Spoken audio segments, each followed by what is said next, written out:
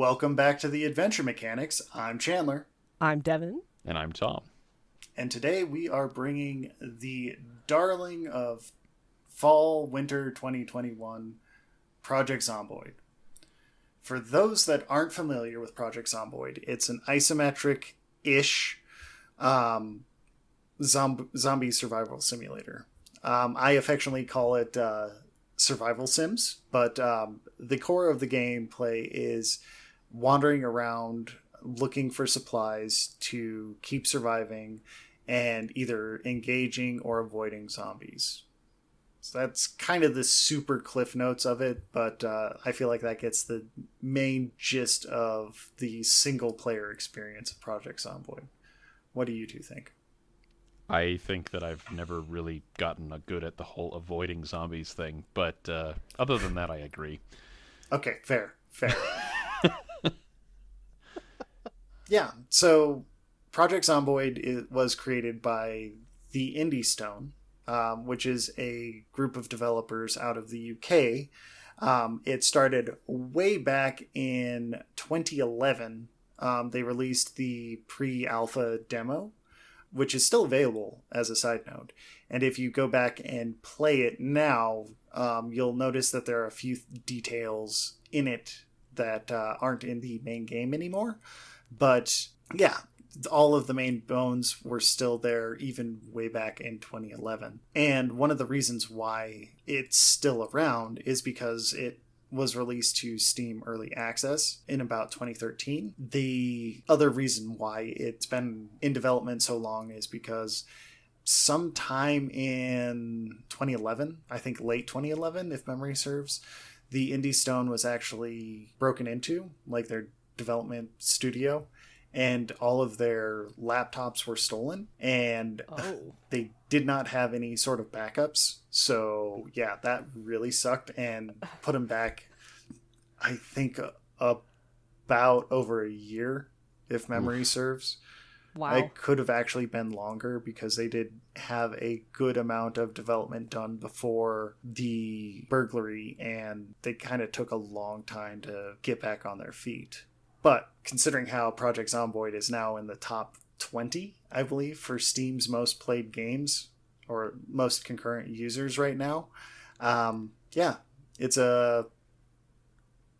just one of the many hills that they have ascended to make this beautiful gem of a game. I actually wasn't aware of that. That's amazing that they stuck it out and especially produced such a game that's so good. I mean, it's really good.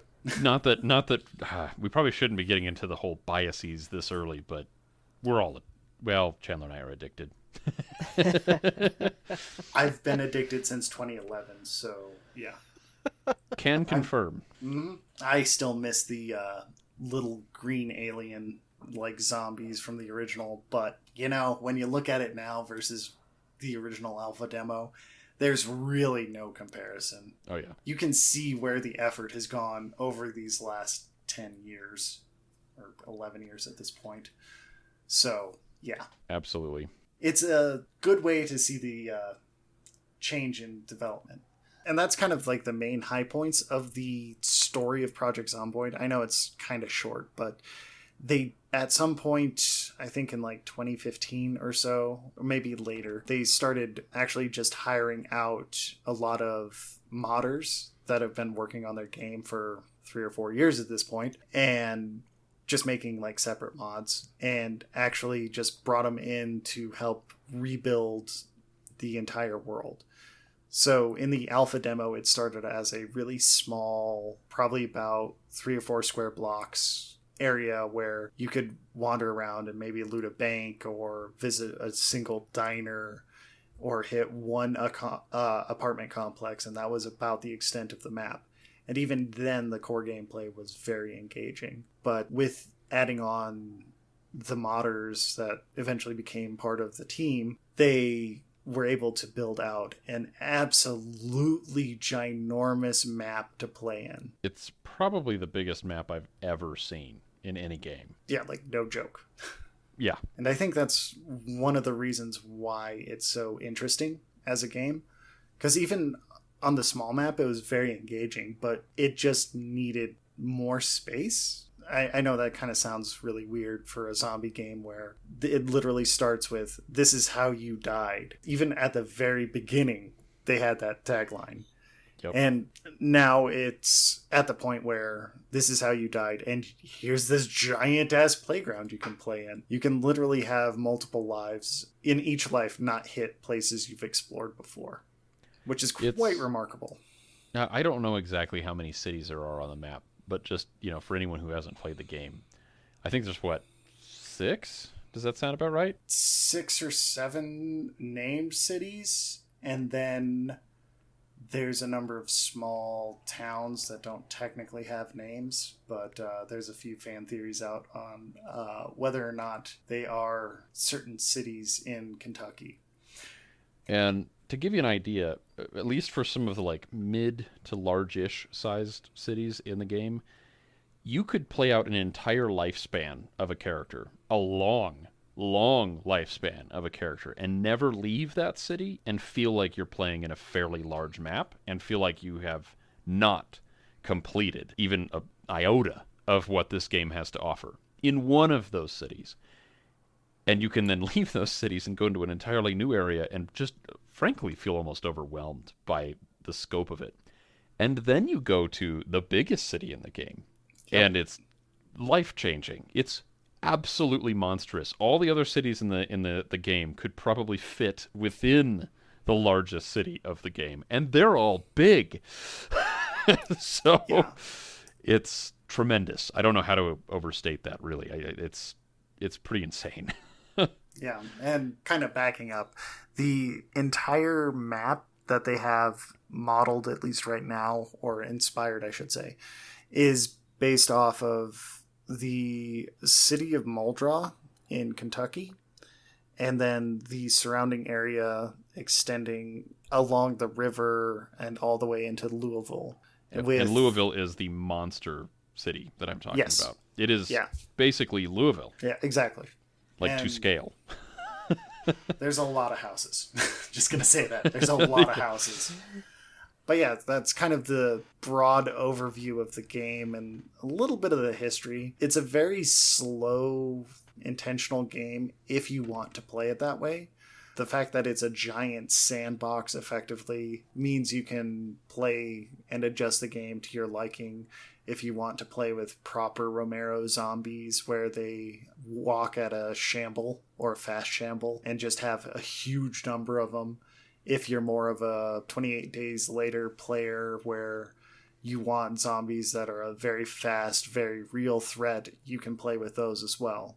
The developers, to their massive credit, honestly, put in modding support early and have been listening to their modders and their fans since 2011 and have been pushing out release after release that have just been better, strictly better because of it. Yeah. And I think that's part of the secret sauce of why this game is so good, because they've been listening to their players.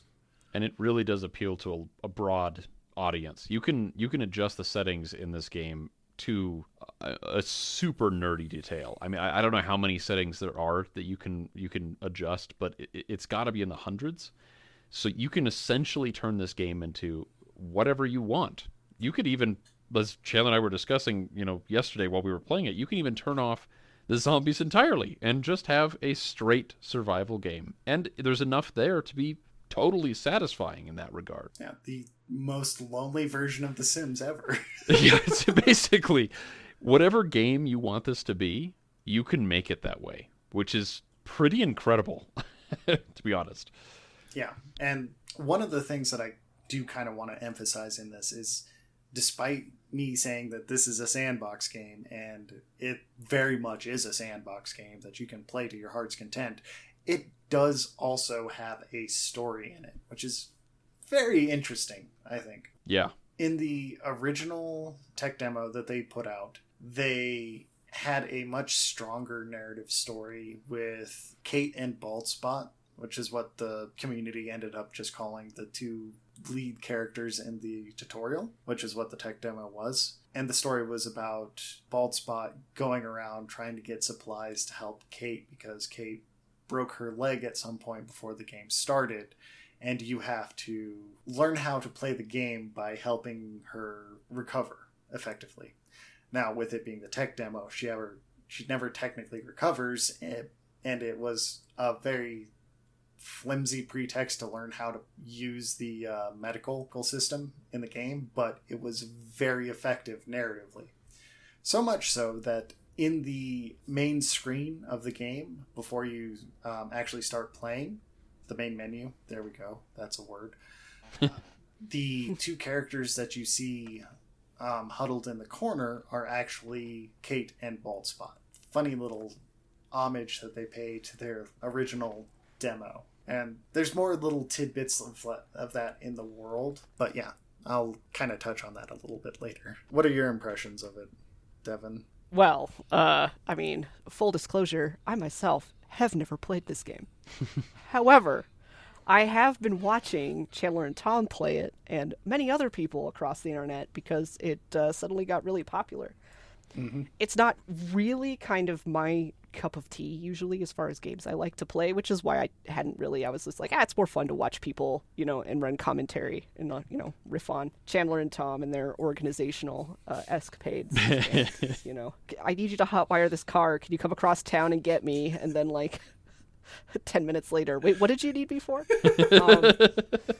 Meanwhile, so many zombies. But I feel like before I started really watching you guys play it and seeing more people just around the internet play it, I think I had an incorrect impression of what this game actually was. So that's been kind of an interesting what's the word I'm looking for, experience, I guess, to learn that the complexity of the game is not pretentious.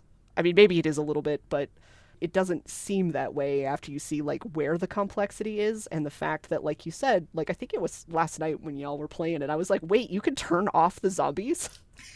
Yeah. You can turn off zombies in your zombie game. That is immediately incredibly compelling to me. And as you said, dialing up or down the zombie speed, making them different zombies in different films or different stories so that you have a different experience, or turning them off entirely and just having a survival game. That's incredibly compelling to me for narrative and roleplay reasons. Yes. Because you really can get different stories out of this thing that to me at first look like just barely controlled chaos. Which, frankly, I don't think is... Yeah, it's I don't think that's untrue. With as many different, people that I've seen play it, different streamers and different YouTubers and stuff, it really does feel like it is barely contained chaos. But that's kind of its charm. And it is incredibly fun to watch, for emergent gameplay reasons. I know, it's been a couple weeks, but Day9 TV played, and first character died, and he restarted with a new character, went through the whole rigmarole, getting chat to name the character, spawned in, and was immediately attacked by two zombies. where his character spawned in, and the character just was immediately dead. And it was well, that lasted for a grand total of 5 seconds. Now we have to start a new game. And that was it was hilarious, because, of course, it was just hilarious on its own, but then, the added entertainment on top of it. But just wow, how unlucky for that person, right, in their world, that they just woke up into consciousness and then were immediately murdered. Which does happen in the game, even after you've played for a while, if you're not careful. Oh, yeah. Very relatable. I'm sure. You can, what is it? You jump over a fence and you get a cut that gets infected and you die. Yep. You get tetanus and die from jumping over a fence because you weren't careful. Yep. Bizarre. I don't, it's one of those things that, it's why would you want to model that into a game? Why would you, but also it's yeah, but that does make it way more interesting, doesn't it? That, now it's oh, escape the zombies, but escaping the zombies is as dangerous as facing them. It's interesting to me that you can have a game that looks if you just saw the graphics of this game, you would think, oh my god, that game must have been made 20 years ago. It's really basic. And yet, it's one of the most immersive experiences I've ever had for exactly the reason that you're describing. There's so much detail in it, and not in a way that is irritating like a lot of other games where you're just like, oh my god, this has like such a huge, steep learning curve. It's more just like, oh my god, if there's something you can do in real life, you can do it in the game. That's nuts. On first impression for me, like it looked like it was complex just for the sake of being complex. Like we're indie and we're doing something cute and we're going to make it complex just for the sake of complexity. When that is not true, I think, upon, again, haven't played it myself. I'm only speaking based on observation and listening to other people play it and their thoughts. But I think that I was incorrect in that the complexity is there for a reason. Like that complexity isn't there to just, like you say, be a learning curve, just, to try and like get in the player's way of having fun. Difficulty for difficulty's sake. Like, it's not doing that. It is sort of like trying to emulate a world realistically in this situation where, the power grids are down, zombies are everywhere, you're basically on your own, and you're just gonna have to fucking survive, and you're from a world where you wouldn't have to do this. You are not going to be, if the zombie apocalypse happened tomorrow, heaven forfend, most of us aren't trained to just go leaping over fucking fences, like, to get away from things that are chasing us. Like, that's just not a thing. Like, very few, well, I say very few of us, but I mean, I have easy access to firearms. I know how to use firearms. I'm pretty good with firearms. But there's probably a lot of people who cannot say the same. So, myself included. Yep. It's it's like, it also depending on where you are in the country, I suppose, but, it's sort of that thing, but it's like, it would be stressful to be like, oh, you're going to have to be able to use your firearms to get food or whatever, or defend yourself against zombies. Like, that's just not something that I really think about. Yeah. So, having a game that tries to model that as in like, oh, well, maybe you kind of know how to use firearms, but do you really know how to use them well enough where you'll be able to survive the zombie apocalypse? For me personally, absolutely not. I'd be in the horde. Yeah, no. Yeah. I know how to pull the trigger, but anything beyond that is out of my scheme, and I think that's not... I'm pretty sure there's more to it. Yeah. Yeah. And no, I mean, I would be part of the zombie horde in the first wave, probably. Like, there's just so many things like, nope, and then brains. Yep. The other thing that I find kind of interesting about it is I didn't realize this until, you were suggesting we talk about this for the podcast, Chandler, but we're suddenly there. The game has lore. Yeah. The game has story. Yeah. And I was like, what? And Chandler's like, yeah, here, let me link you all this stuff. And it's fascinating because I had no idea that the game had story. I just thought it was like, well, a zombie apocalypse happened and now you have to survive. Good luck. But actually, like, there's this whole thing leading up to the point at which your character spawns into the game, which is fascinating. Yeah, like they went through and did the effort of it. Like they did. And I think they went one step further in leaving it open to speculation about what actually caused the apocalypse, like what caused the zombie outbreak. Oh, yeah. There's a lot of theories, like everybody has their own theory about it. There's all this information, but how it all links together, there's just nobody knows. So you can speculate on that, but there's no like one answer. And I think that's really cool. Because I feel like that also simulates kind of a real life situation where it's like, well, there were all these things, but actually what really caused it and what really happened, because you as an individual in the situation wouldn't know. There's no way you can know.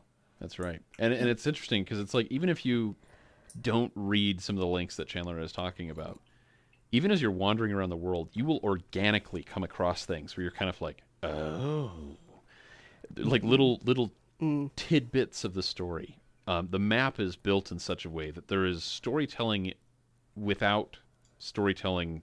Like storytelling is happening without there being overt storytelling. There will just... It's environmental storytelling. Yes, thank you. That's kind of what... Yeah, you'll come across things where you'll be like, I think I know what happened here.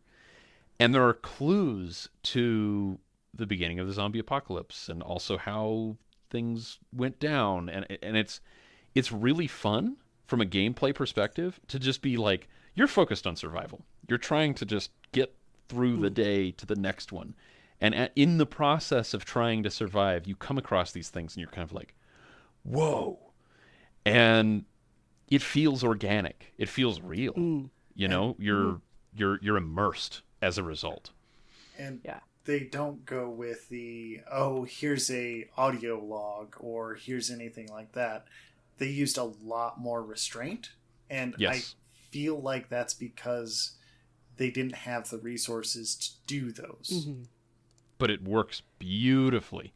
You'll open up a house and there will just be objects laying in a particular way, and maybe a blood splatter on a wall and a corpse, and you'll be like, holy shit, something went down here. Yeah. It's that kind of storytelling where you can kind of walk around and get clues from just it's like a dead environment. There's nothing there that will tell you the story. There's just the things are in a place from where they are that you end up learning a story. I don't know. It's very clever.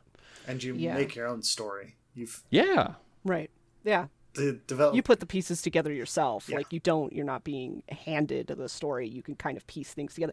And the developers, I think, besides like, here's flavor for the world, but I get kind of the sense from like, reading over the backstory and the lore and stuff. Like I feel like the developers respect the intelligence of their audience, that if they just put things in the world, that people who want to pay attention to that will pay attention and put it together. Yeah. Like they don't require that you put it together, but if you are the kind of player who is looking for that and notices these things, like you can put together the story, you can kind of get something out of the environment, kind of in a way that like, Dark Souls environmental storytelling works. Like you can enjoy the game just for what it is. You don't need to pay attention to the shit in the background, but if you do, you may get something more out of it than you would if you hadn't been paying attention. You know what I mean? Absolutely. And I think that's kind of the important key point there. The developers had very, very limited resources prior to being in the top 20 Steam, which is still baffling to me, but they deserve it. Huge thumbs up for them. So they really had to lean into the leaner environmental storytelling, because when you come into a trailer and you just see two naked zombies and clothes all over the floor, you can pretty well guess what they were doing when one of them turned. Yeah. And that's kind of a funny thing to come into. Like, oh, what would I do that at the beginning of an outbreak like that? Would that be how I want to go? Or would I want to be like that guy who blew his brains out with a shotgun? Oh, that's a tough choice. And they don't use anything verbal in that situation because, well, that takes even more money. And I think that was a brilliant move on their part, leveraging what they already had assets for to tell the story of what happened to these little vignettes of people, or what used to be people. Isn't it fascinating how sometimes money being limited can create some of the greatest creations? Like, some of the biggest budget movies are some of the worst movies, and some of the smallest budget movies are some of the most memorable and fantastic movies out there. Like, this game is a perfect example of that. No, absolutely. This game took its limitations and ran with it, up to and including being willing to cut things that were already implemented in the game, like NPCs, to put them in a different context. And better. Yeah. Mm-hmm. Well, hopefully. I guess we don't really know yet. The NPCs aren't out yet. well, here's the joke. Multiplayer for this game was already implemented once before. True. The developers were not happy with it at that point, so they never did a proper release for it. They left it in a beta channel. And I think because they did that, the game actually ended up being a stronger candidate in the end, because they had the luxury of having a runway to make this sandbox game even better. True. Like, if it was multiplayer from the tech demo, it would probably have maybe a quarter of the audience. Maybe. It would still be fun, but it would be a very different fun. And yeah. It's hard to know what the game would have actually turned into, but it probably wouldn't be the game we're playing today. Definitely not. Definitely not. But that being said, they started off with really friggin' good bones, so I would be happy either way. Yeah. Perfectly honestly. But no, I do think that the environmental storytelling is really what makes this game so special to me. I'm a huge sucker for environmental storytelling. And I feel like them not doing anything more than maybe a found map that says, oh, meet us here. Who are they talking to on the map? We don't know. To kind of highlight those vignettes is a brilliant move. It's trusting, as Devin said, it's trusting the player to research it if they want to. You can spend you don't have to. Yeah, you can spend a whole quest to go over there and see what happened to these people from this map that you found on the ground. Or you could be like half the players on the Project Zomboid Reddit are like, wait, this game has a plot? Yeah. Which is just fucking hilarious to me because, you know, if you want to, you can put all the mods on this and make it so it doesn't even look anything like 1993 with modern weapons, modern vehicles, whatever you want. It's that mod friendly. But at the core of the game, it's still this story that you can, even with all the mods on top of it, you can still investigate and find out. Or find new stories because of the modders that have such passion for this game, which is incredible. Absolutely incredible. I still don't know if that tinfoil hat wearing commune we discovered was a part of one of the mods we've been playing with or the original story. Well, tinfoil hats are definitely in the game vanilla. Oh man, so that's probably part of the original game. But that gives you guys an idea of like, Chandler and I were just out looting and we opened up a door and there were like 6 zombies in one house, which is a pretty unusual thing. And they were all wearing tinfoil hats. And the house was like kind of semi-boarded up and had like unique items laying around. It was fascinating. I wanted to know more. It's definitely a game where it leads to, like, when I was looking through that house, I was like, please, I want there to be a letter or just anything. I want to know what happened here. And I think that's one of the marks of a good game, when the game can just lead you into a situation dynamically. That's not holding your hand. You can just encounter it, and it makes you run down a rabbit hole. That's awesome. Yeah. Or a mere block away, seeing a whole bunch of party hats on zombies and being like, wait, who had a birthday party? That was confusing. I was like, wait, there was a birthday party around here, and I wanted to investigate the rest of the houses, but I couldn't because the horde got too big. But or last night, the guy with a plunger on his head and a broom on his back in overalls. That was an interesting zombie to encounter. I'm pretty sure that was one of the mods or one of the special zombies from Authentic Z, but don't quote me on that one.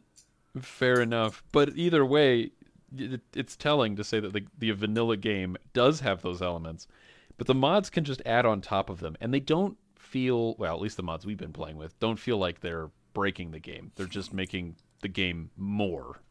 Yeah. Well, there's a lot of, like with any community that's really passionate, there's a lot of mods that will end up fundamentally changing the game into something else, and I would be absolutely unsurprised if at some point one of the modders forms a team and makes a Warhammer 40k total conversion of Project Zomboid. But that's just an indicator of the passion that the community has for this indie gem of a game. I think I would still play that. Yeah. Yeah, like trying to imagine what a 40k total conversion mod would look like for this game. You know, I don't know, but I want to play it now, so somebody get on that. I don't know what it would look like, but I'm pretty sure you would start as a Space Marine, considering all of the mods that end up making this feel like a power fantasy, which... Fair enough. I have different thoughts about that, but that's on the modding community and not the game itself, so I will shelf that conversation anyway. But yeah, I mean, that's an indicator of how passionate everybody is and has been for this game. Like, the developers knew that they had a very clear vision of what they wanted to make. And that's very clear if you look at the first demo that they released of the game. But they knew that their assets or their reach wasn't long enough to get there. So they hit that magic time back in the 2010s. Ugh, that makes me feel old to say.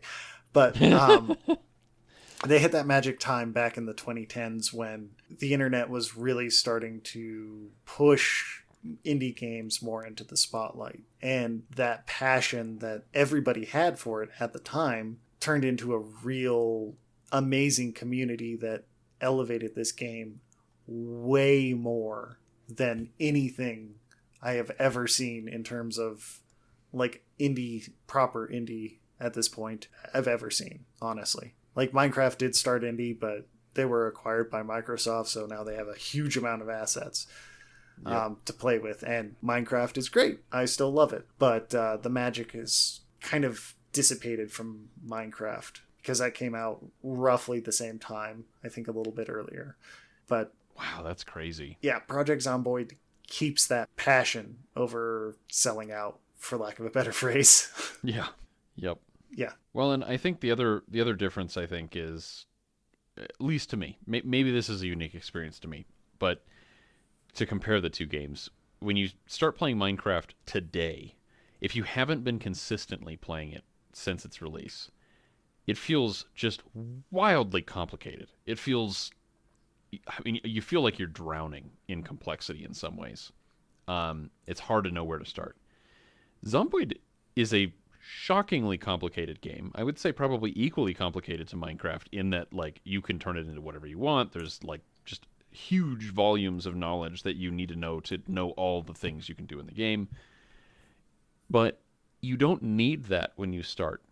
It feels very easy to pick up. It's one of those games, kind of like, and I know that we've talked about this on the podcast before, but one of the things that I love most in a game is a game that is easy to pick up and hard to master, where you can start playing and have a good time with almost no knowledge and be kind of like figuring things out, and then hundreds and hundreds and hundreds of hours later still be discovering new things and refining your skills and coming up with new challenges and stuff like that. And this is one of those games. If it grabs your attention in the first place, it will hold your attention for as long as you want, especially because it's continuously developing. And if you're ever hitting the point where, hey, where's the next update? Well, there's this huge backlog of mods that are still getting updated on a daily basis. Yeah, if the vanilla game ever gets boring, well, you can turn it into anything. You can turn the vanilla game into anything. If you get bored of that, you can go to the modding community and turn it into anything over again. The options are ridiculously wide, which is just so cool. They've created an amazing platform to build on. Yeah, and honestly, I think you're right in saying that it feels like a throwback, because this is going to sound really weird, but it expects you to invest into it to really get rewards out of it. Like, yes, you can just play this as a 3 days and you're dead sort of zombie survival game, and it's fun. But the more you end up playing, the more it will kind of tease you into wanting to learn more of the systems. Like, I don't know how many hours you were playing before the shove mechanic came into your awareness, Tom, but a lot. Yeah, like you can wait, you can push the zombies back? This is game changing. All of a sudden I'm not getting bit nearly as often. Yeah, and that's kind of the game rewarding you for, like, either panicking and hitting the space bar, or in other cases being like, hey, I see a lot of these books. How do I use them? How do I use that skill that it's giving me? The game is very playable with a very basic knowledge set. And then as you're playing, you keep coming across these things where you're kind of like, well, clearly that's something I need to learn about later. And you can just kind of pick them up as you become interested in them. I mean, for instance, we've been playing a long time. I don't know how many hours I have at this point, but I have a fair amount. Mm-hmm. And I only literally right before we started recording this podcast, let's see here. I've got 80 hours into Zomboid at this point. right before we started playing or doing this podcast, I cooked for the very first time in the game. And the cooking mechanic is insanely detailed. You can season your food, you can burn it, you have to the stove has various temperature settings that you can set up, you can do timers, you can combine things, you can make raw ingredients that you can then turn into recipe. I mean, it is insane. But you don't need to know all of that to play the game successfully. Yeah. So you can just dive down rabbit holes and become an expert in something. You can work on cars, and I mean the depth of that is incredible. You can become a farmer. You can become a cook. You can become just purely damage and just kill as many zombies as you want. You can build buildings. I mean, the game is just a playground. Like whatever you're into, you can probably apply it. If you want to be a fisherman in the woods, well, hey, here's a fishing rod. You can go do that. Absolutely. Which is insane to me. Absolutely insane to me. Oh, it's nuts. And if you're one of those people that likes to do insane challenges, well, go on YouTube and watch some of the things that YouTubers have been doing for challenges on this. I have watched nearly as many hours of video about Zomboid as I've played the game, and I think they're almost equally interesting just to watch people do stuff. So it's great. The game is super deep. When you first see this game, I mean, when I watched Chandler playing it, I was like, oh, it looks pretty basic. Holy cow, is that the wrong impression? Wow, is that the wrong impression? Yeah, it doesn't necessarily have the best table presence for using kind of board game parlance, but even though it doesn't, it's one of the heavier games that you can get into that is by far more approachable than some of the other games we've played or talked about, which is kind of funny. True. But yeah, the initial impression is something that I see a lot of people kind of dismiss it. Yeah, turn their nose up to. Because if you saw the original tech demo back in 2011, it probably was more impressive than seeing Project Zomboid today. But that being said, if you're turning your nose up to it because of the graphics, you are missing out on a absolutely phenomenal game. Yeah. And this is case in point of why I play indie over AAA, because totally agree. This is a much deeper game than I will ever expect to see out of any AAA studio at this point. I think it was the last podcast that we recorded, or at least it was one of the more recent ones, where we discussed the concept of how much of a time sink is graphics versus gameplay, and how most AAA titles at this point put just monstrous hours into making a game beautiful and appealing. Take that, the number of hours that those developers have poured into graphics, I mean, maybe on a smaller scale since it's an indie team, but flip it on its head. Imagine a game where almost all of the time is being put into the gameplay, and the graphics have been, I don't want to say ignored. It's a beautiful game, but in a retro way, not in a modern way. Yeah. And so if you put 90% of your effort into gameplay and 10% into graphics, you have Project Zomboid. And oh man, is it a good case study in why that's the right way to do it. Because so many games these days are freaking gorgeous, and you play it for about 5 minutes, and after you've gotten over the wow, is that pretty, you're kind of well, I'm not really all that interested in the game itself. This is the opposite of that. In the first 5 minutes, you're going to be why would I play this at all? And then, 100 hours later, you're like, I gotta get this is that the next most amazing game. Yeah, this game is amazing. So, yeah, go play the game right now. Yeah.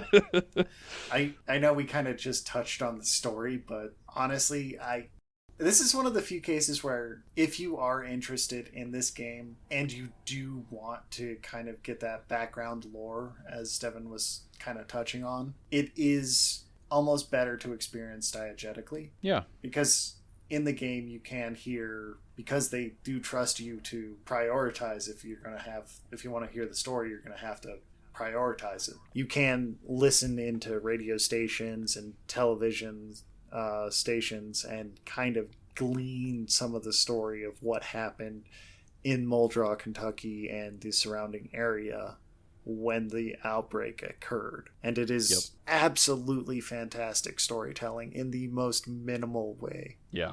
Yep. You have to seek it out, which is beautiful. And again, it kind of adds, I think, to the dynamic feel of the world in it, because it's I don't know, the storytelling is happening whether you're paying attention to it or not. And it makes the world feel more real, as opposed to a lot of other games, I think, where they force it on you. You know, you'll be moving through a game and you'll be focused on something. You'll be working on a challenge, or you'll be working on developing some aspect of your character or whatever. And the game will kind of like suddenly drag everything to a halt. And it'll be like, okay, we're telling this part of the story right now. And you're like, I actually don't really care. I'm kind of interested. And it's like, nope. This is happening. You're going to hear this mandatory audio clip that we had The Rock record. Damn it. Yeah. We paid for it. We've got this whole cutscene that you have to watch. And you're like, fine. And I'm not saying that that's a bad way of doing it, but it's almost more compelling when you're kind of like working through the world, and maybe you come into a house that you're looting, and your character is starving, and you need food, and so you're digging through the kitchen, and it just so happened that the house you went into, when the people died in that house, they had the TV on. And so the TV is playing in the other room, and so you can kind of see the text, above the TV is how the game kind of does it. And so you're looking through your cabinets and stuff, and you see a text, and you're like, wait, what? And you'll stop, and you'll walk over to the TV and be like, huh. It feels real. I mean, it's kind of how you would be in a zombie apocalypse. You wouldn't maybe be so focused on what's happening and how everything got that way. In that moment, you're probably just trying to, like, not die. Mm-hmm. But that doesn't mean that the story isn't compelling. And so it just feels it feels like you're in a real world. You're not a character. You are not the main character. The main character pulled out long ago. Yeah, this game beats that concept into your brain. You are not the main character. You can die at any moment, and your death probably won't be spectacular. It'll probably be very sad. Or stupid. Or so stupid. Most of them are stupid. You're not the main character. You're just some person trying to make it. That's it. Which almost sounds like not a compelling... Trust me, that's a good thing. Yeah. I don't know how to get that point across, but it's cool. It's a different experience. It's not what you're used to. Yeah, absolutely. I know we've kind of been gushing about it, but was there anything you wanted to add, Devin? Yeah, sorry. Me? Add something? Well, I mean, as someone who hasn't played the game, I don't know how much I can actually add. Just from an observational point of view. Well, I think at this point you have about 80 hours of sitting on my shoulder. I mean, that is probably true. That seems like an accurate count. How about this? I have a question for you. Oh, I would love to hear the question. What is it? After watching over Chandler's shoulder for this long, yes. Why have you not played the game? What would make you play the game?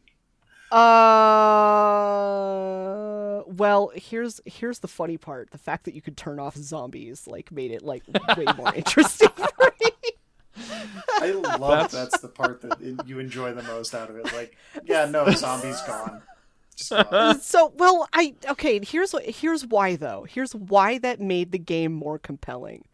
Because to me, hearing that there was that level of customization, that you could just do away with arguably, the main antagonist, sure. The main struggle the main thing against which you struggle in the game.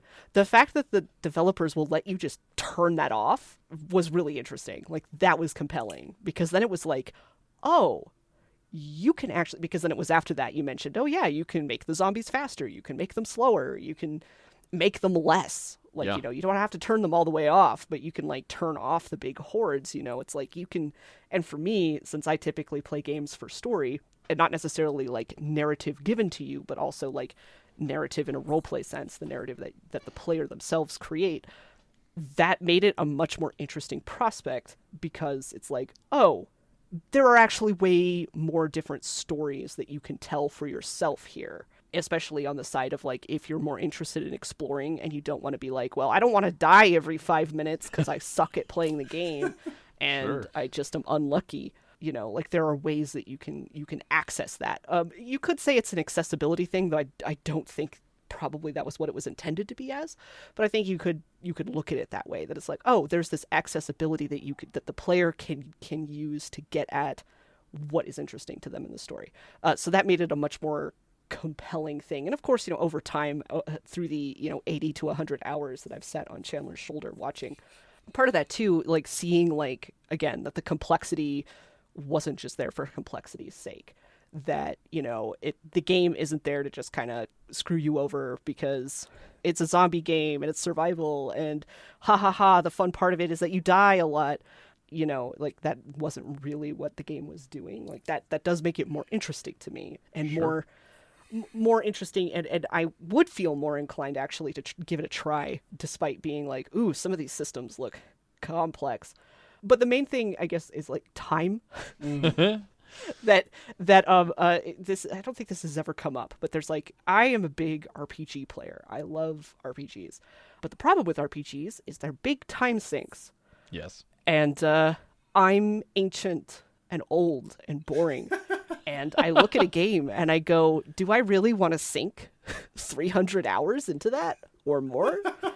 This is a reason that I've been resistant to get into Final Fantasy XIV, and many of my friends play. And they're like, please play, you'll love it. I'm like, probably, but I don't have the time to sink 6,000 hours into something.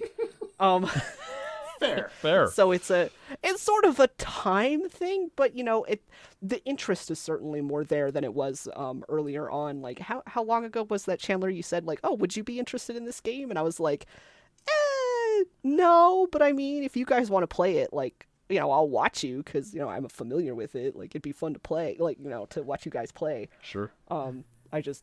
I don't want to join, but I'll hang out while you guys play because I think that would be fun. And it was. And that was... I could multitask. I could work on something else while watching you play and hanging out. So it's like, oh, goody, because, Yeah. hashtag just ADHD things, I guess. That was way back, as if December was so very long ago. It feels The like it was early days. longer ago than that. Yeah, no, it was when the multiplayer build was deemed done enough to be put out into the beta branch. Oh, is that what it was? Yeah. Was that the impetus? Yeah. Okay, because I just thought that it already had it. No. And had it for a while, and just people suddenly discovered it and were like, oh, cool. It had basic multiplayer probably, I want to say 2 or 3 years ago, but they weren't happy with everything that was happening with it, so they dropped it. Which okay.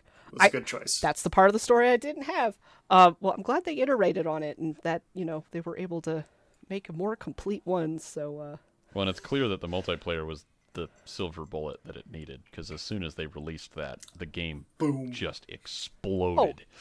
Everybody was suddenly playing it, or talking about it at the very least. Like I said, like most of the people that I follow, like, YouTube and otherwise, Twitch and stuff, like a lot of people were suddenly playing it, and I'm like, that's that game that Chandler mentioned a couple times. Yeah, I had the same experience. Chandler told me about it. We started playing it a little bit, and I was like, this game is cool. And then a couple of the YouTubers that I love, all of a sudden were releasing videos about it. And I was like, oh, yay! I act as if I didn't know anything about it before that moment. I absolutely did, because like Ambiguous Amphibian and Spiffing Brit and a few others had played it before apparently the final multiplayer build released. So I was familiar with it before then, but of course, in a limited amount, and looking at it and going, this is chaos. Yep. It absolutely is. And that's... I love that you watch the Spiffing Brit. I love him. So oh yeah, I love the Spiffing Brit. He's great. I gotta say, for stories coming out of Project Zomboid, because it is sandbox, so it effectively becomes a story generator, kind of in the same vein as RimWorld and The Sims, which is very odd connections to make, but those are the connections that are there. No, that's fair. Totally fair if you played them. Yeah. But yeah, I think the YouTuber that does the game the most hilarious justice, honestly, for making narratives is Ambiguous Amphibian. Yeah. Yes. Yeah. He's great. Oh my gosh. Yes. I discovered him through Zomboid. So yeah, another friend of mine sent me a video of his, and it was Project Zomboid, but like the whole video was this poetic, philosophical, introspective soliloquy, like the whole thing with just like Project Zomboid, and I was just like, this is the coolest thing I think I've ever seen. Like, this seems like such a niche, like really niche thing. Like, do people like that play this game like this? Like, this is just apparently because, like, you know, call you know, shout outs and callbacks to like different philosophers and like different philosophical ways of thought, and it was like through this whole like, you know, and it was hilarious, and I was like, well, subscribe. I found give me more of that. I found one solitary worm, absolute ecstasy. Yeah. Yeah, Boy. At this point, Project Zomboid ends up being a absolute monster of a story generation thing. If you're even like, honestly, if you're kind of a person who wants to do writing and needs inspiration, this game will give it to you in some very unexpected ways. And side eye. Yeah. Well, I'm not necessarily calling you out, Devin, because I know the genres you write, and I don't feel like zombie is really in there. But zombies would be adjacent to some of my genre interests. Yeah, but not necessarily like in your wheelhouse. But like, right, yeah, they're sort of, you know, they're like knocking on the windows of the wheelhouse and groaning unhappily. Yeah, exactly like that. How did you know? Well, yeah, I just know. You're one of them, aren't you? Apparently. Let me get my gun. Yeah, but like, multiplayer really was the silver bullet that made this the monster of storytelling. Because whenever I play solo in this game, I end up kind of leaning into a more turtley survivor who wears as much armor as physically possible. Yep. But in multiplayer, I end up doing really weird stuff like, oh, this character is bipolar because she keeps eating all of this food that makes her horribly, horribly depressed, and she needs to find antidepressants all the time because she keeps eating that food. It's a vicious cycle. And her one piece of happiness that she gets out of this is collecting leather jackets. But she never wears them. What is this character that came out of this gameplay? I don't know. She was a lot of fun to play. I'm very sad that she died. Was that the white dress wearing? Yes. Very classy? Yeah. Yeah. And he played a character that was like always wearing the classiest clothing. I mean, you should. She was the most highfalutin girl you ever saw on the street, and also a complete and utter badass with a machete, which is that's a fantastic combination. Yeah. Her death was tragic. Yeah, it was truly tragic. It was also, as most deaths are, stupid, rather sad and stupid. Yeah. It was stupid. I got too excited. I broke my machete, and I found a new one, so I had to use it. Enough said. Enough said. Because it was multiplayer, I ended up role-playing that character very different than when I do single player. And I think that's the magic of this game. Welcome back, everybody. We are the Adventure Mechanics, and we're here for a quick addendum. You probably just heard us talking about different, roleplay options and characters in Project Zomboid. And there was a little thing we decided we'd come back and add a little bit of context to, specifically with the way that the developers of the game were trying to model mental health. So kudos to the developers for trying to simulate in their game literally everything that a human being would have to manage, deal with, pay attention to in a zombie apocalypse or any kind of apocalypse situation. And the fact that they did try to model a mental health mechanic into that, I think is kind of amazing, because that's, I would say, basically impossible to do. I don't think you could just accurately model that, especially in this kind of game.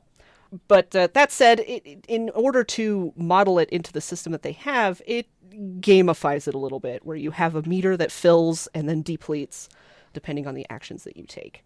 And because of that, it's really reductive in the way that it's trying to represent something in real life that is way more complex. For example, in real life, you don't just take antidepressants to make your depression go away. That's very reductive. Of course, antidepressants can help do that. There are many, many, many different kinds. And one of the things with it is that, they don't work quickly. You typically will take them and you have to take them for a couple of months before you know if they're effective or if they're helping you. And then from there on, you can continue with the treatment or go to a different treatment. And again, sometimes they don't work for everybody the same way. That's true of basically any psychiatric medication. Everybody is affected differently. And for some people, a certain medication will work, and for others, it will not work. And for anyone listening who has ever had to play the medication try it out game, you know how incredibly frustrating that can be. I can also speak to that. And dangerous. And straight up dangerous. And potentially very dangerous. So anyway, the way that in the game they've modeled the mental health thing is that, by doing certain things or not doing certain things, eating butter all the time, staying in the house and never ever leaving, that can make your depression meter go up. And then one of the ways that you can take that down is just taking antidepressants that you find in the world, which in real life, please do not do this. That is incredibly dangerous. But, this is a video game. But the whole point of this quick addendum here was to just bring some greater context to some of the things we mentioned that we didn't actually explain some of that mechanics. Do either of you have anything to add to that about that particular mechanic in the game? I mean, I'm glad that they simulated mental health over something like what is it, Ark Evolved did, where they simulated randomly pooping. Yeah. I mean, that's classier, honestly. I would take any sort of mental health simulation over a pooping mechanic any day, and that's one of the things in Project Zomboid I do respect the developers not putting in. Yeah. Because the idea of having to take care of those functions while being chased by a zombie sounds terrible. But yeah, it's hard enough to manage your bodily functions in real life. Why would you want to do that in a game? Exactly. Yeah. Whereas a mental health thing is more of I didn't think about that. That's actually an interesting thing to make storytelling. Whereas and I think even if it is somewhat problematic in the way that it's implemented, there's no non-problematic way to to do that. And it's also, I think, incredibly important because your mental health is gonna have a bit of a role if you're in a survival situation, and by a bit I mean most of it. Yeah. Managing mental health is probably, if you look at any survival guide ever, they're all going to basically say keeping yourself sane and happy is priority one. Mm-hmm. It's more important than getting food, because if you lose your sanity, the food will also go. Yeah. Exactly. Yeah. So I think it's really cool and commendable that they tried. And they did a pretty good job considering. I appreciate that it's there. I think it benefits greatly from it having that mechanic versus it not. Yeah. Yeah. I know that one of the common complaints from the community about eating is, well, the sandwich isn't technically bad. Why is my character getting so much unhappiness from it? Well, have you ever had to go through an entire meal of picking out things that are on the verge of going bad out of a sandwich? That's a terrible experience. And if you're doing that for every meal, I would get very, very unhappy about that too. And not only that, but if if you're down to you only have bread and salami and some cheese and that's all you have to eat in this apocalypse situation, you're gonna feel bad after the fourth day of eating bread, salami, and a little bit of cheese. We're not really built to just eat the same thing over and over. That can also deplete your happiness, especially if you're worried about dying all the time, because the zombies are going to come through the window at any moment. And honestly, I think simulating getting bored and eventually becoming very unhappy if you stay indoors too much, I wouldn't have said that was a realistic thing before, but after the whole pandemic thing, I definitely agree with that. Yeah. If you're stuck inside for Yeah. way too long, you get bored and then you get really unhappy. Yeah. That Yep. works. Yeah. And And paranoid. yeah. And yep. The constant anxiety of like, yeah. And I feel like, especially with the last couple years, I don't think you need to be neurodiverse to really connect with and resonate with some of these ideas that are in there because they modeled the mental health thing, like being afraid to go outside, being stuck indoors and not being able to go anywhere, and how that, all of that kind of presses in on you. Some people continue to deal with this, obviously, and had been dealing with it beforehand. And I think it's good to have a greater awareness that that's a thing. And in a zombie apocalypse game, like in a story where, it is this apocalyptic situation, I think that is a great thing to model. And I don't know that maybe anybody else would have thought, hey, maybe we should simulate that or attempt to simulate it in a way that works, even if in so doing it is reductive. Like, I don't necessarily think that makes it bad. It's just sort of a thing, to be aware of, that it's gamifying this thing, but it's good that it's there to get you, as you said, as you both have said, like to get you thinking about it as you're playing your character and trying to navigate this very strange and hostile world. Exactly. You mean like a world where like getting too close to the people that you normally wouldn't have a problem with could be potentially extremely dangerous, and so you start to see people as threats. Yeah, and then some people actually are threats, even when you thought they weren't. Yeah. Yep. Mm-hmm. Yep. Boy, I have no idea what that feels like. Mm-hmm. Yeah. And all you have to do is eat your bread, your salami, and your cheese and stay in your one little room and keep the windows closed. Why are you talking about my work life? All of that said, this little addendum was just here to add some extra context to some of the things that we talked about. And also, I just want to say that if anyone listening, your mental health is important. Absolutely. And the last couple years, depending on, on your situation, maybe even the last 5 or 6 years have really shown that mental health is incredibly important. And you, listener, hypothetical listener, whoever you are important to us, even though we don't know who you are and, you're just a, ghost in the machine as far as we're concerned, a little number on a screen. But you are important. Your mental health is important. So if you are struggling, please reach out to someone, even if it's, a trusted friend, and just say, there are resources out there for you. We want to have you around for a long time, whether you listen to our podcast or not. The world deserves to have you in it. So please, if you're struggling, reach out to someone and please get help. There's absolutely no shame in that. And the world is a scary and hostile place right now. It still is, but Yep. we still want you here. So please take care of yourselves, and tell your loved ones that you love them, and be there, Yes. be there for them to reach out to you as well. Yeah, there's no shame in admitting your limitations mentally. I know that's one of the huge stigmas in at least American culture, that it's not a visible injury, so it's not an injury, but it is something that if you are suffering from it, you will have to either grapple with or deal with or whatever. So just make sure that you take care of yourself.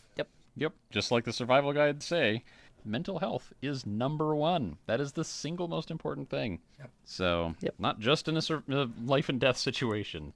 Well, with that, we will let you get back to the show. Thank you all for listening. Take care of yourselves. I'm still the turtle in multiplayer. I'll get you wearing nothing but tracksuits. It'll be great. I need to get more confident. I think that's part of it. Is you have 800 hours into it at this point? 500 on Steam, and who knows how many before it moved to Steam. Let's just call it 800. 800 seems like a great number. Yeah, It's even, it's round, Yeah. It's got 2 zeros. It's good. it's also my most played game in my Steam collection, so make of that what you will. 800 hours. Yeah. I played the hell out of this game. But that's kind of the fun part of it. Like, I have somehow gotten 800 hours out of this game in solo. And still having a really good time to this day. Like, at this point, Yeah, I don't have to do any convincing to get you to play Zomboid. Usually it's like, I want to do something Zomboid, and you're like, I'll stop everything I'm doing and play. That's what I'm saying to you, but inside I'm like, yay, Zomboid! Right. Yeah. It was just like outwardly, I guess, but inside, like, having a party. Exactly. Exactly. It is tons of fun. Don't let this gushing kind of analysis fool you. There are definitely flaws with this game and weak points. But that being said, the core gameplay loop of survival and zombie fighting or zombie avoidance is so solid that the weaknesses of like not having anything once you have a base set up, like there's no gameplay past that, right? Which, I mean, to be fair, it's supposed to be how you died, and if you get too good at the game to the point where you have a huge badass base and nothing can penetrate it, you've kind of broken the game in a way. In a way, yeah. Instead of beating it. And that's kind of the point. Like, yeah, the game doesn't account for that, and that's fine. No, because that doesn't need to. Yeah. And the other kind of gripe that I've heard that is very valid, and it's not like, oh, this game is isometric 0 out of 10, is that the game doesn't have NPCs. Now, if you've looked back at the game when it was started, it did actually have NPCs in it, but like multiplayer, the developers didn't trust that they were going to do it properly. So they say temporarily pulled the NPCs out, but we'll see how long that is. Well, supposedly they hired an entire team to focus exclusively on NPC development, while the game itself, the core game, is being developed alongside it. So I think they're very committed to adding that. Which kind of, I think, brings up the point that I was going to make, which is mostly just that I think a lot of the flaws that the game currently has are not flaws that are fair to poke at. One of the things that we kind of talked about when we started this podcast, Adventure Mechanics, is that we don't really want to review games that aren't finished. We've broken that a bunch of times at this point. Yeah, but I think we should never have said that. We never should have said it, that. And then that. Yeah, I think we should just throw that directly out the window. But I will say we said this. that and then immediately set about refuting what we'd said. Yeah. Never. Set yourselves rules. Rules are to be broken. That's pretty classic us, though. It is. I think the more fair rule that maybe we should make is let's not complain or say, hey, something that makes this game bad is... We shouldn't talk about those features if there are features that can be patched out when it's a beta or something. And I think that's where Zomboid is. There are a few bugs. Like the other day, Chandler and I were driving down a road, and there was a supposed to be a car accident with a semi-truck, and the semi-truck just suddenly decided to vault itself into the air. Which is hilarious and terrifying. It was both of those things. And I'm not going to say that that's like, oh, the game is super buggy. It's in beta. Like, it's supposed to be. And that's fine. And they are improving upon that. And the bugs that are in this game are mild. There are a lot of games that are out there, AAA games, are kind of becoming notorious and horrible for this, for releasing a game, full release, that is so broken, it is utterly unplayable for the first week or month. I mean, the people that have listened to the podcast will know I'm a huge Forza fan, and the new one has come out, and I basically couldn't play it for a month. Not really, because it was so broken. Yeah. It was unplayable. Wow. Well, I'm glad I waited. Oh, so bad. I mean, it was good, but oh man, was it busted. And so, like, I think we have to adjust our expectations. I think a lot of indie developers really don't want a game to be released until it's like, hey, this game has been in the wild and it's functioning and it's working and it's doing the things we want and it's mostly bug free. I mean, every game's gonna have bugs.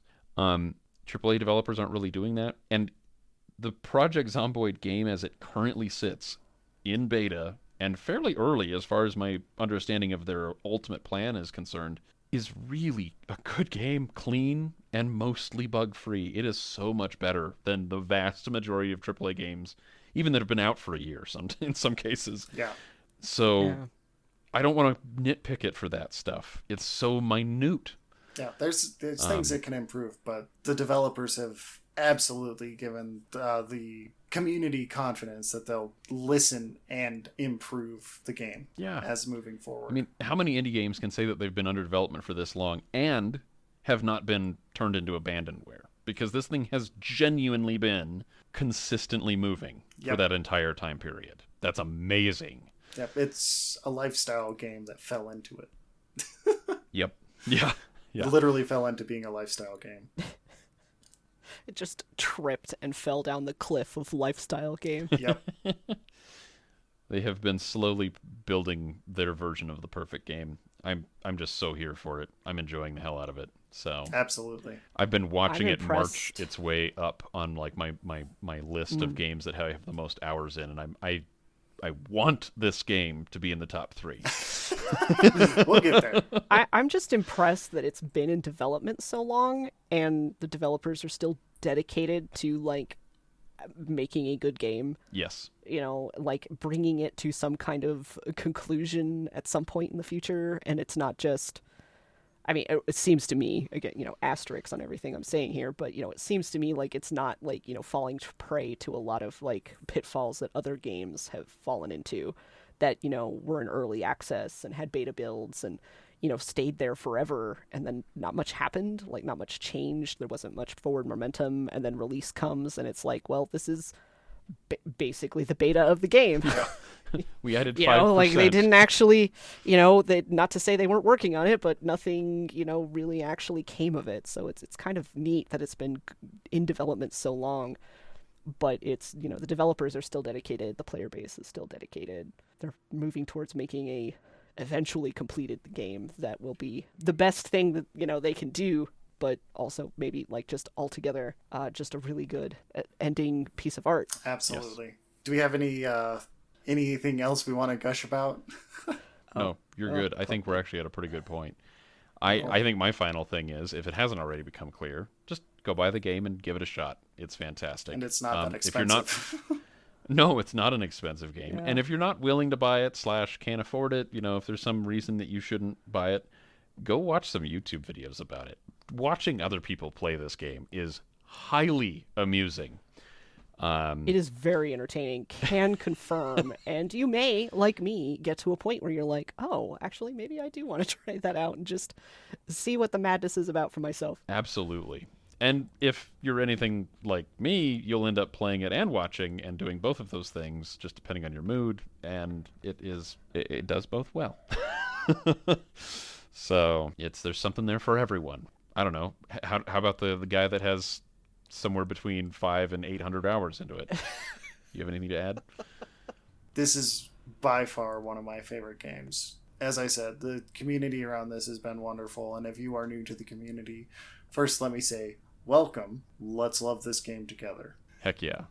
Why don't we do something we don't do very often? Yeah. And say where people can find us online. Oh no. I always forget this, so I'm going to remember it now.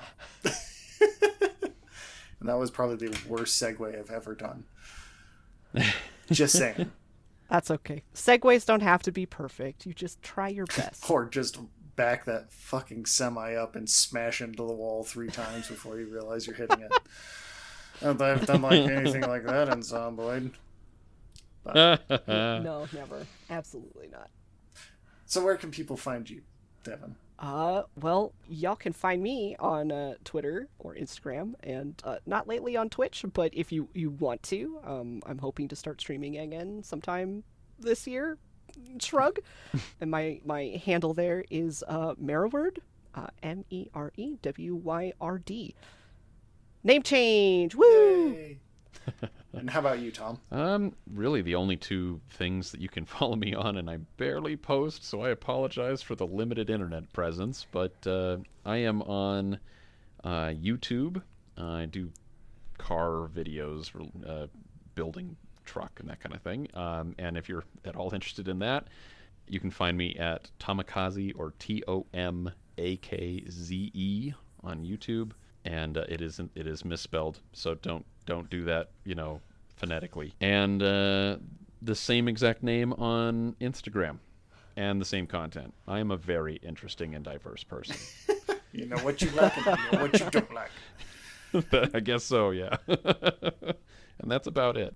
And people can find me on Twitch and various other places as JC Siron, JCSIRRON. I have been doing game design, so most of the stuff I do is game design related. So if you're interested in that, give me a follow. Well, this has been the Adventure Mechanics, and we will talk to you next time. Bye. Goodbye. Thanks for listening.